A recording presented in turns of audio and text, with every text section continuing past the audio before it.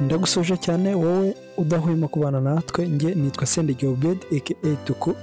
Niba utarakora subscribe rero kuri YouTube channel rwose nicyo gihe kandi ni nako kanya kugira ngo uyikore, ari nako ukomeza kudushyigikira.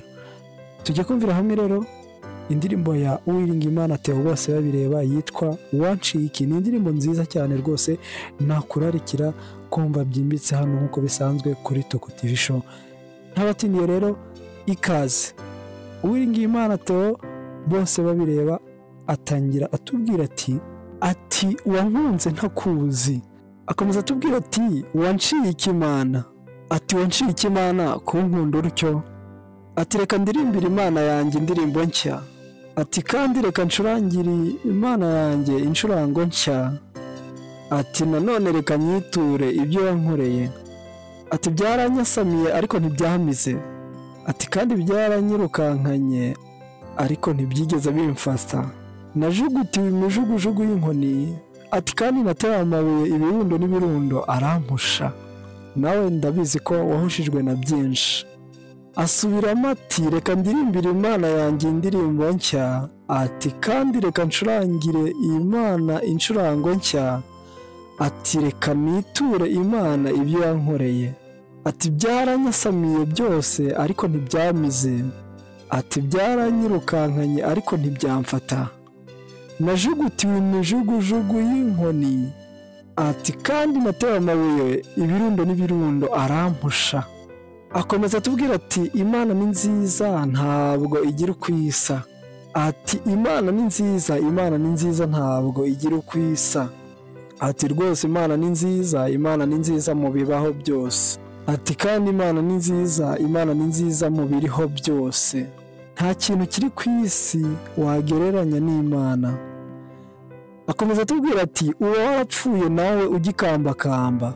Ati rwose uba warapfuye cya gihe ukiga kugenda. Ati abo bose baguteruye ukiri uruhinja. Ati abo bose baguteruye ni ukuri siko bose bari beza. Icyo gihe hajemo n'abagome muri abo bari baguteruye. Ati ariko Imana iguhagararaho. Ati rwose ibuka uba warapfuye ugikambakamba. Ati kandi nta kabuza uba warapfuye ukiga kugenda. Ati kandi abo bose baguteruye ukiri uruhinja. Ati abo bose wibuke ko batari beza. Ati icyo gihe hajemo n'abagome. Ati ariko Imana iguhagararaho. Ati Imana ni nziza ntabwo igira ukwisa. Mbese ni nk'aho yakatubwiye ngo Imana nta gisa nayo. Rwose Imana ni nziza ntabwo igira ukwisa. Ati rwose Imana ni nziza mu bibaho byose. Ati kandi Imana ni nziza no mu biriho byose. Imana ni nziza kandi izahora ari nziza.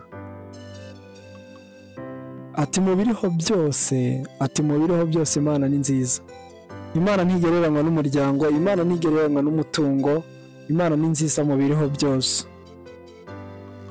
Ati wavukiye mu mahanga, ishyanga inyuma y'ishyamba. Aho niho wavukiye. Wavumwe imivumo myinshi usuzugurwa n'abantu. Ati kandi icyo gihe nagusanze mu ivata ryinshi umeze nk'utariho. Ariko ndakubwira ntibaho none ubu ngubu uriho. Ati wavukiye mu mahanga, ishyanga inyuma y'ishyamba. Ati wavumwe imivumo myinshi usuzugurwa n'abantu. Nagusanze mu ivata ryinshi umeze nk'utariho. Ariko ndakubwira ntibaho ariko none ubu ngubu uriho. Ati wavukiye mu mahanga, ishyanga inyuma y'ishyamba. Kandi wavumwe imivumo myinshi usuzugurwa n'abantu. Ibuka icyo gihe nawe. Ati kandi nagusanze mu ivata ryinshi, icyo gihe wari umeze nk'utariho. Maze ndakubwira ntibaho none uriho, ubu ngubu uriho.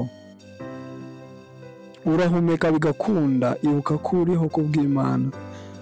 Akomeza atubwira ati Imana ni nziza, Imana ni nziza ntabwo igira ukwisa.